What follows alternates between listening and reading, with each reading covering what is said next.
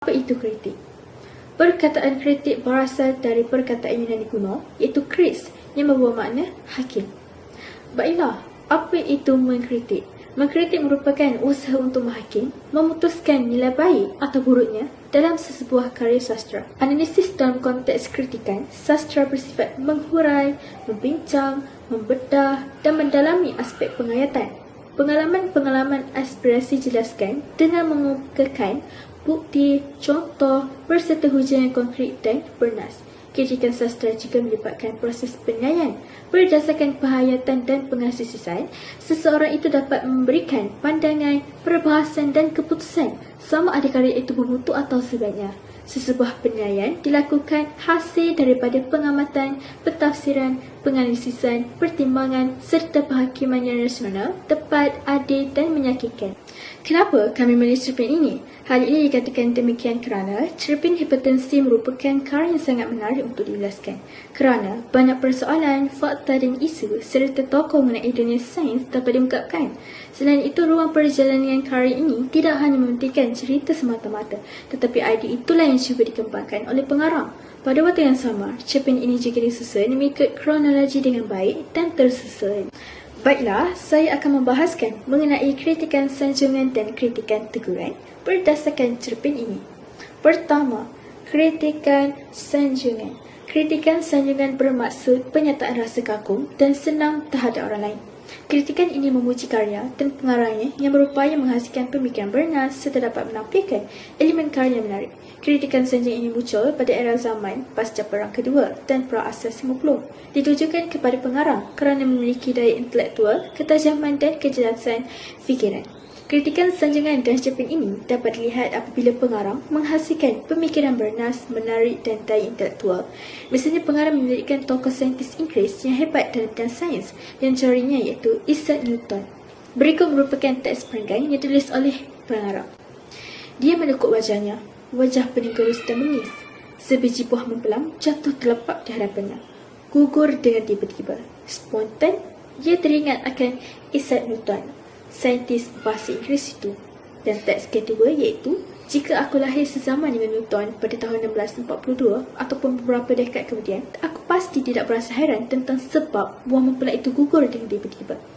Jelas kelihatan di sini, pengarang telah menyimpulkan satu persoalan, iaitu siapakah Isaac Newton dan kenapakah Aiman ingin lahir sezaman dengan saintis itu. Dengan kebijaksanaan pengarang telah memberikan jawapan bernas bagi persoalan ini dengan mengaitkan dan memasukkan teori Isaac Newton, iaitu teori graviti. Misalnya dalam teks cerpen, pada suatu hari, Newton takjub melihat apel jatuh di bumi. Idea tercetus, fikiran tertarik, pendapat terukir sehingga akhirnya lahirlah teori graviti. Seterusnya, isu yang dibincangkan dalam cerpen ini ialah teori graviti. Isu ini dikupas dengan rasional. Misalnya, pengarang mengaitkan berkaitan teori graviti dengan alam sejagat. Melalui perwatakan Aiman menjawab pertanyaan daripada gurunya berbunyi, "Aiman, cuba awak kaitkan teori graviti dengan alam sejagat." Persoalan ini dirungkaikan oleh Aiman dalam teks berikut. Teori Newton dapat menetapkan kedekatan bulan dengan bumi. Misalnya dalam teks, kuasa graviti lebih besar dan kuat itu meletakkan semua planet dalam sistem suria pada kedudukan orbit masing-masing. Persoalan mengenai sebab buah mempelam jatuh itu dapat diungkaikan melalui teks cerpen ini. Seterusnya, kritikan sanjungan berdasarkan cerpen ini juga dapat dilihat apabila pengarang mewujudkan halusinasi futuristik yang penuh cabaran, disaluti persaingan kompetitif yang menengah hebat dan membawa pembaca sendiri meneroka bidang angkasa. Pengarang mewujudkan idea ini melalui perwatakan Aiman, di mana Aiman berhalusinasi yang dirinya sudah lulus pengajian tinggi dan mendapat ijazah pertama dalam bidang angkasa. Pelepah-pelepah pucuk kelapa yang masih muda dan lembut dijadikan sebagai roket. Aiman tidak peduli pokok tersebut walaupun masih muda. Kemudian, setelah sampai ke destinasi, Aiman mengikuti latihan intensif di bawah program angkasa bersama dengan pihak Rusia. Kemudian, dia berlepas dan mendarat di stesen angkasa antarabangsa untuk membuat kajian saintifik. Seterusnya menuju ke bulan agar dapat merasai sendiri apa yang dirasai oleh idolanya. Nanti kita akan bincangkan siapakah idola itu. Di sini, pengarah menerapkan fakta yang dapat menjadikan inspirasi buat pembaca dan mengenali siapakah angkasawan Amerika Syarikat yang menjaki bumi pada 20 Julai 1969. Melalui halusinasi Aiman di ruang angkasa ini, pengarang menyelitkan banyak fakta yang menarik yang dapat meningkatkan pengetahuan sedia ada pembaca dan mengukuhkan lagi kefahaman pembaca. Misalnya, berkaitan dengan planet yang paling dekat dengan bumi dan kelajuan cahaya turut dibincangkan. Misalnya dalam teks. Artinya, cahaya bergerak menurut kelajuan 300,000 km sesaat. Aiman sedar akan kelajuan yang menakjubkan ini. Dia juga sedar bahawa cahaya masih memerlukan masa 8 minit untuk bergerak dari matahari ke bumi.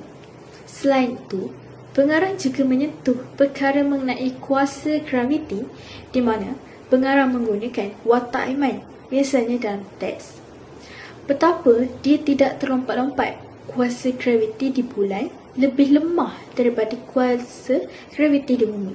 Seterusnya, pengarang juga menyelitkan informasi mengenai permukaan bulan kepada pembaca. Sangat menarik. Misalnya, dalam teks di kiri dan kanannya, kelihatan pada pasir yang luas dan hampa. Bersesara keadaannya. Baca bumi juga. Aiman mendengus. Kawasan besar, lurah dalam dan melebar, dataran terhampar dan gunung ganang, semuanya ada dan wujud. Akhir sekali, kritikan sanjungan yang dapat dikupas berdasarkan cerpen inilah pengarang mengemukakan kebernasan fikiran, misalnya melalui perwatakan Aiman. Aiman bertekad dia tidak akan menjadi seperti Sun Chada Jenin yang hanya memasang angan-angan tanpa merealisasikannya. Kebernasan fikiran ini dapat dijadikan sebagai pedoman dan dikaitkan dengan kepentingan prinsip hidup. Apa itu kritikan teguran? Kritikan teguran merupakan kritikan yang bersifat memberi teguran dan peringatan secara ikhlas. Kritikan teguran ini lebih praktikal kerana pengkritik melaksanakan kajiannya dengan lebih berimbang dengan menyatakan keistimewaan, kekuatan teks berkenaan dan menunjukkan kekurangannya. Selain itu, berdasarkan cerpen ini juga, pengarang menyelitkan teguran yang rasional bagi membetulkan fakta mengenai lautan di bumi dan manusia tidak boleh hidup di bulan kerana tiada sumber air dan udara untuk hidup. Misalnya dalam teks, tengok di sana tu, gelap betul, tidak nampak apa-apa. Barangkali inilah yang dikatakan lautan. Penamaan yang pelik dan ganjil, ada unsur sinisnya. Kerana kajian saintifik membuktikan bahawa air tidak wujud di planet bulan. Dan teks kedua, tidak ada udara, tidak ada air. Bagaimanakah umat bumi hendak dipindahkan ke bulan? Sesuatu yang mustahil. Sesiapa pun tidak dapat wujud di sini. Sekali lagi, dia kaget. Kawah besar tengah tidak jauh daripada situasi keterampungannya. Dan cuaca di bulan juga cukup membahang, umpama mencecah angka 150 darjah Celsius. Pengarang membuat teguran kepada seluruh ibu bapa bahawa ibu bapa perlu mendidik anak dengan cara yang betul. Sekiranya tidak, ia akan menyebabkan timbulnya dendam dalam kalangan anak-anak. Misalnya, pengarang menyelipkan teguran ini melalui perwatakan Aiman di mana sepanjang minggu, Aiman akan ponteng sekolah kerana protes di rotan dan lebam-lebam di pinggul menyebabkan keriangannya sebagai seorang kanak-kanak sudah tercantas. Malah masalah juga belum terurai dan terungkai. Ibaratkan tergantung tidak bertali.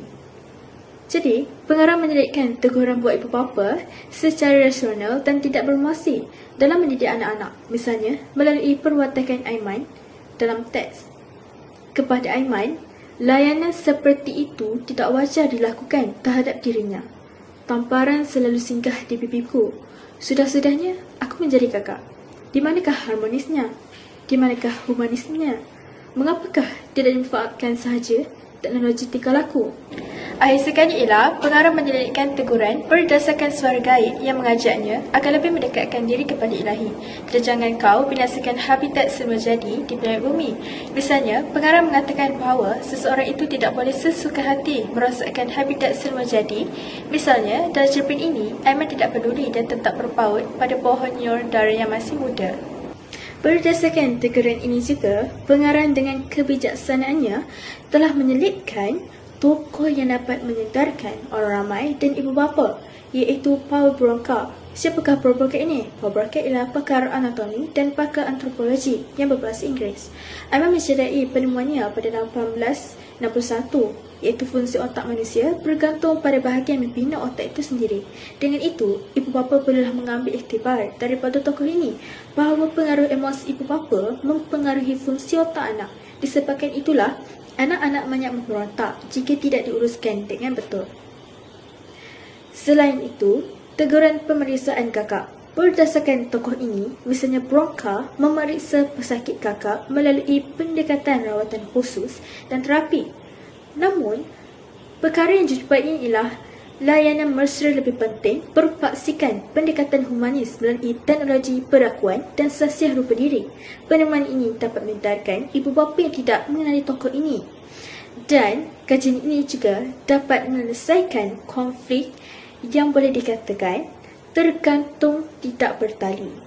Jadi ibu bapa perlu mencari alternatif yang bijak untuk menangani masalah ini, terutamanya dalam kalangan anak-anak, agar dapat membentuk anak-anak yang berakhlak mulia. Berdasarkan cerpen ini, pengarang menyelitkan teguran berkaitan dengan sumber gantian kepada orang ramai yang masih menjadi tanda tanya. Misalnya dalam teks, matahari sebagai sumber tenaga. Orang heboh-heboh tentang sumber gantian kepada petrol dan diesel. Tenaga solar ialah alternatif yang paling efisien. Jadi di sini kita dapat lihat bahawa pengarang telah menyatakan bahawa gantian kepada sumber tenaga matahari dapat diganti kepada tenaga solar. Tamatlah sudah bahagian saya. Seterusnya saya serahkan kepada Natasha. Terima kasih kepada Saudari Nurul Hidayah di atas penerangan yang cukup jelas dan bermanfaat tentang kritikan teguran dan kritikan sanjungan di dalam cerpen hipertensi. Seterusnya, saya Nur Ardina Natasha binti Muhammad Nazri akan menyampaikan sedikit sebanyak kritikan saranan di dalam cerpen hipertensi. Sebelum saya mengulas lebih lanjut tentang kritikan saranan, kita perlu mengenali apakah itu kritikan saranan. Kritikan saranan ialah kritikan yang menganjurkan sesuatu untuk memperbaiki kekurangan serta memantapkan unsur-unsur yang membina dalam karya.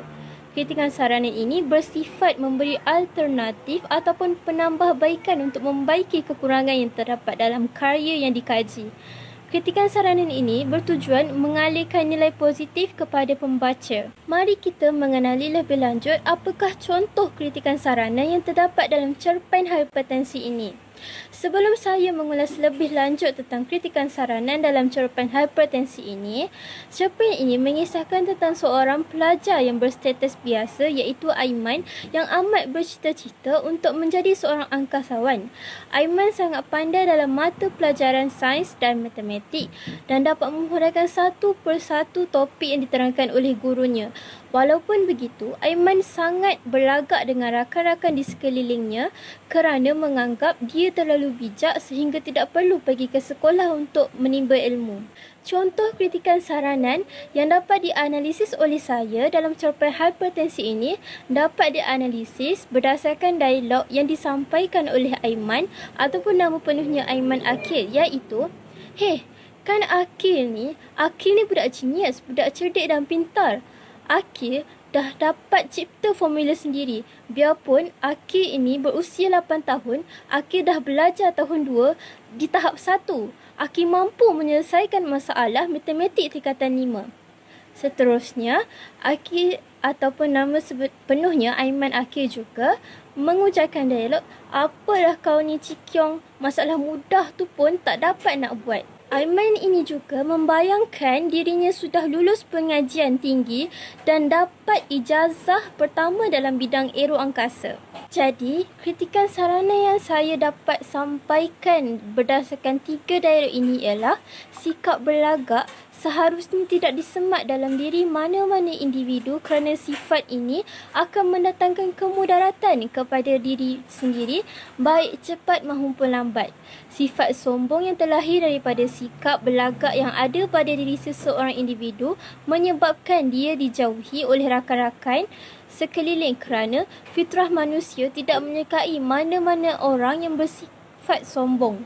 Lantaran itu, sifat sombong juga mendatangkan perasaan dendam dan hasad dengki kepada orang lain. Begitu juga firman Allah Subhanahu wa taala yang bermaksud tidak akan masuk syurga bagi seseorang yang ada di dalam diri dan hatinya terdapat sifat sombong meskipun hanya sebesar biji zarah. Sesungguhnya Allah Subhanahu wa taala menyukai keindahan, akan tetapi yang dimaksudkan kesombongan adalah menolak kebenaran dan merendahkan manusia. Seterusnya, kritikan saranan tentang adab. Berdasarkan dialog yang akan disampaikan sebentar lagi, menunjukkan dialog ini, Aiman tidak hormat dan tidak beradab terhadap adik-adiknya, iaitu, tambah kurang darab dan bahagi yang mudah tu pun kau tak boleh nak jawab. Aiman mengetis sendiri kepada adik-adiknya yang sedang membuat kerja sekolah. Apa yang dapat diberikan kritikan berdasarkan dialog ini? Aiman perlulah beradab dan bersopan santun terhadap adik-adiknya. Bak kata-kata yang tidak lapuk di zaman, yang tua dihormati, yang muda disayangi. Aiman perlu menerapkan dan menyematkan kata-kata ini di dalam dirinya supaya dia dapat menunjukkan rasa hormat terhadap orang-orang sekelilingnya, baik yang muda maupun yang tua. Sebagai seorang abang dan anak sulung, Aiman sepatutnya membantu dan membimbing adik-adiknya dalam kerja sekolah ataupun urusan seharian. Aiman juga perlu menunjukkan sikap yang baik kepada adik-adiknya agar menjadi contoh ikutan. Sebaliknya, berdasarkan cerpen ini, Aiman menengking adik-adiknya kerana tidak pandai mengira. Aiman seharusnya membantu adik-adiknya dalam kerja sekolah mereka dan bercakap secara sopan dan menggunakan bahasa yang baik. Seterusnya, saya dapat menyampaikan sedikit kritikan saranan tentang Aiman yang bersikap berangan-angan berlebihan. Contoh dialog yang menunjukkan Aiman ini selalu berangan berlebih-lebihan ialah, jangan jadi mak jenis sudahlah. Biarlah si luncai itu terjun dengan labu-labunya. Jadi, aku terpaksa memasang angan-angan dengan jangkauan fantasi tanpa tebing-tepinya. Akan tetapi, aku tidak mahu berlagak seperti si luncai. Berdasarkan dialog ini, berangan-angan itu tidak salah kerana dengan berangan-angan itu terkadang kita mampu mencapai cita-cita kita. Walaupun begitu, biarlah berpada-pada dalam berangan. Berangan-angan biarlah seiring dengan usaha yang kita curahkan. Aiman bukan sahaja berangan, malah memperendahkan kawannya yang digelar si luncai kerana baginya kawannya itu hanya memasang cita-cita yang rendah, bukannya tinggi sepertinya itu ingin menjadi seorang angkasawan. Seperti yang diterangkan sebelum ini, sifat sombong seperti Aiman malah hanya menjauhkan orang sekeliling daripadanya sahaja kerana fitrah manusia tidak menyukai siapa-siapa yang bersifat sombong. Selanjutnya, kritikan saranan yang dapat disampaikan oleh saya berdasarkan cerpen Hipertensi ini ialah untuk mendekatkan diri kepada Allah Subhanahu Taala. Pada akhir cerpen ini, Aiman bermonolog, suara gaib itu mengajaknya agar lebih mendekatkan diri kepada Ilahi. Jauh-jauh di sudut hati, dia memanjatkan doa dan harapan kepada Ilahi. Pada akhir cerpen ini, Aiman sedar bahawa angan-angannya yang berlebihan itu tidak mampu membantunya dalam mencapai cita-citanya sebagai seorang angkasawan. Dia sedar bahawa hanya Allah Subhanahu Taala yang mampu membantunya untuk mencapai cita-citanya. Dia perlu lebih mendekatkan diri kepada Allah Subhanahu Taala.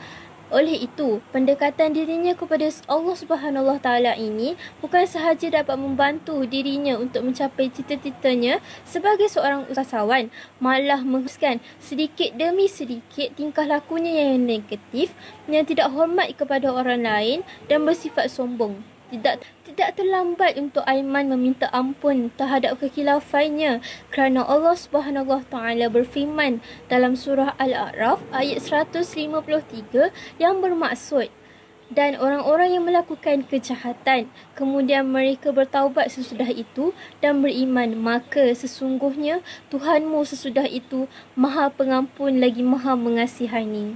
Akhir sekali, kritikan saranan yang saya dapat analisis dalam cerpen Hipertensi ini ialah tentang etika seorang guru. Berdasarkan satu ayat dalam Cerpen hipertensi ini menunjukkan etika seorang guru, iaitu wajah Cikgu Faridah berubah memecikkan darah amarah yang nampaknya macam tidak terkawal dan tidak terbatal.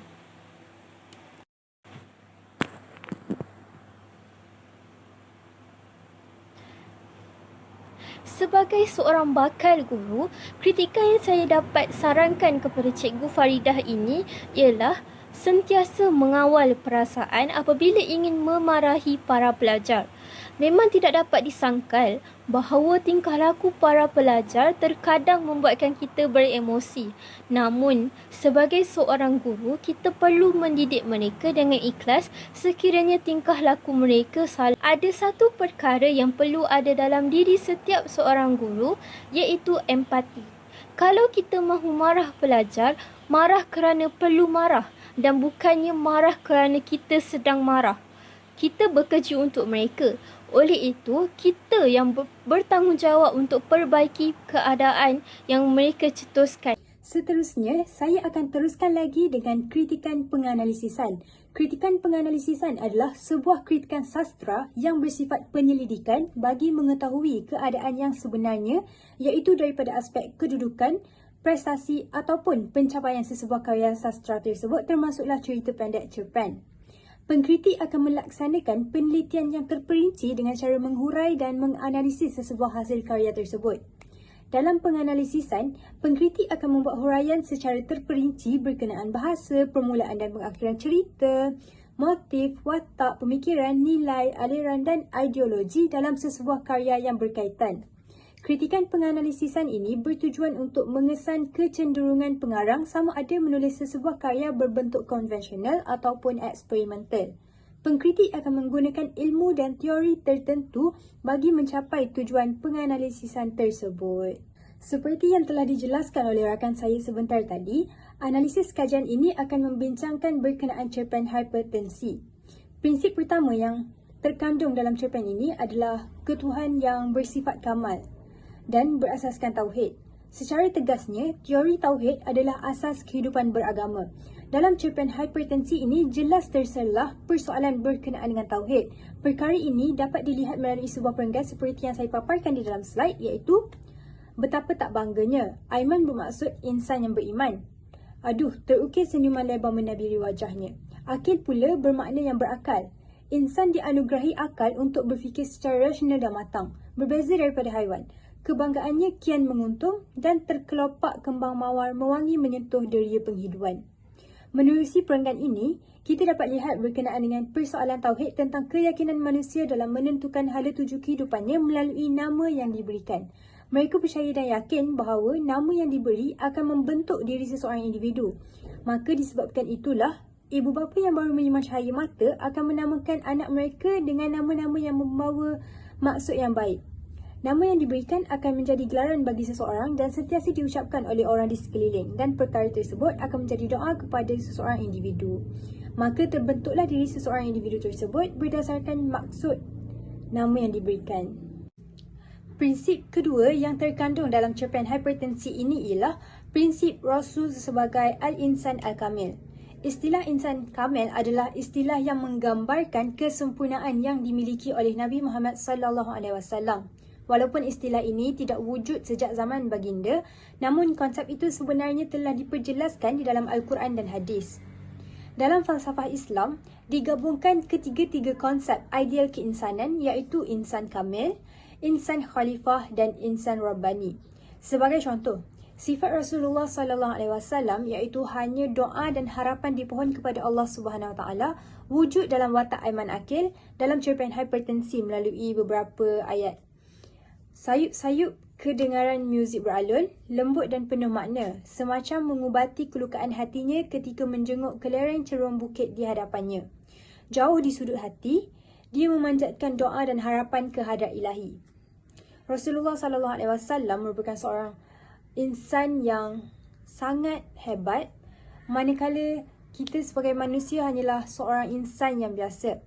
Sifat Rasulullah SAW ini perlu diterapkan dalam diri seluruh umat Islam supaya kita hanya bergantung harap kepada Allah SWT dan tidak kepada perkara-perkara yang lain.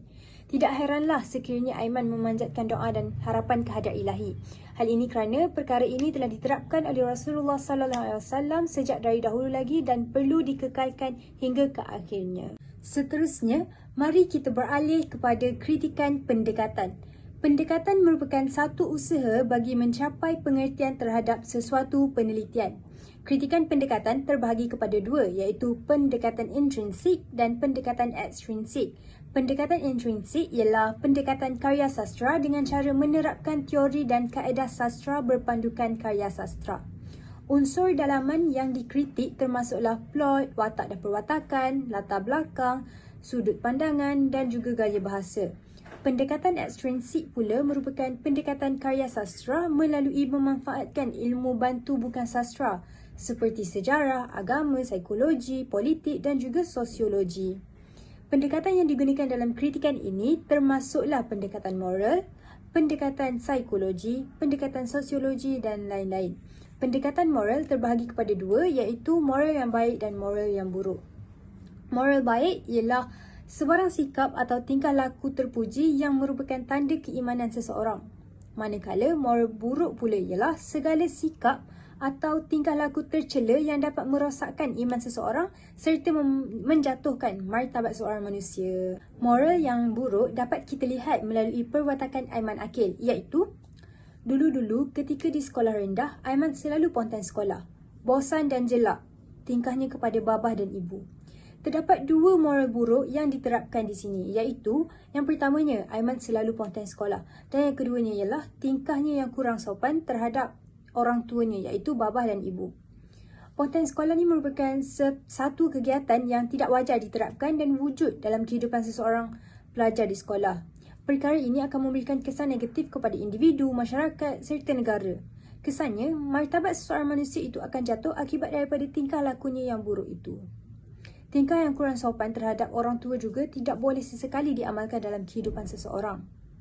Perkara-perkara inilah yang perlu diubah dan dibaiki dalam kehidupan seharian sebagai seorang manusia ataupun seorang pelajar. Secara kesimpulannya, berdasarkan cerpen hipertensi yang kami pilih ini, kami dapat menganalisis kritikan-kritikan seperti kritikan sanjungan, kritikan teguran, kritikan saranan, kritikan penilaian, kritikan penganalisisan dan sebagainya. Kritikan-kritikan ini bukannya bertujuan untuk memberikan impak yang negatif kepada para pembaca, bahkan juga memberikan impak yang positif kepada para pembaca, seperti kritikan sanjungan yang mengagungkan Isaac Newton dan Neil Armstrong sebagai tokoh saintis yang terkenal di dunia ini. Jadi, kritikan-kritikan yang dapat kami analisis ini bertujuan untuk memberikan pengajaran dan inspirasi kepada para pembaca cerpen hipertensi ini. Sudah tentunya, karya-karya yang terdapat di pasaran sekarang bukan sahaja memberikan pengaruh yang positif kepada semua orang, bahkan segelintir karya yang dihasilkan pada masa kini menunjukkan adanya pengaruh yang negatif yang dapat memberikan pengaruh yang negatif dan tingkah laku yang negatif kepada orang lain. Oleh itu, sebagai pembaca, kita perlulah memilih karya yang dapat memberikan pengaruh positif kepada kita dan mengelakkan memilih karya yang dapat memberikan pengaruh negatif kepada diri kita. Jadi, untuk pengarang di luar sana, sebagai seorang pengarang, anda perlu menghasilkan suatu karya yang dapat memberikan dan memberi pengaruh yang dapat mendatangkan impak yang positif kepada para pembaca, bukannya mendatangkan impak yang negatif kepada para pembaca. Oleh itu, anda perlu memberikan ilham yang positif yang dapat membina minda-minda para pembaca untuk berfikir ke arah yang lebih baik. Sebelum saya mengakhiri pembentangan kami pada kali ini, izinkan saya sebagai wakil kumpulan untuk menyampaikan dua pantun 4 kerat sebagai penutup pembentangan kami pada kali ini. Dari Kedah ke Pekansari, beli swasta di Kota Tinggi. Selesai sudah tugas diberi, di lain masa bersua lagi. Kalau pergi Tanjung Keramat, anak manis jangan diangkat. Bersama kita memohon rahmat. Moga pembentangan mendapat berkat. Sekian sahaja daripada kami. Wabillahi taufiq wal hidayah. Wassalamualaikum warahmatullahi wabarakatuh. Sekian, terima kasih.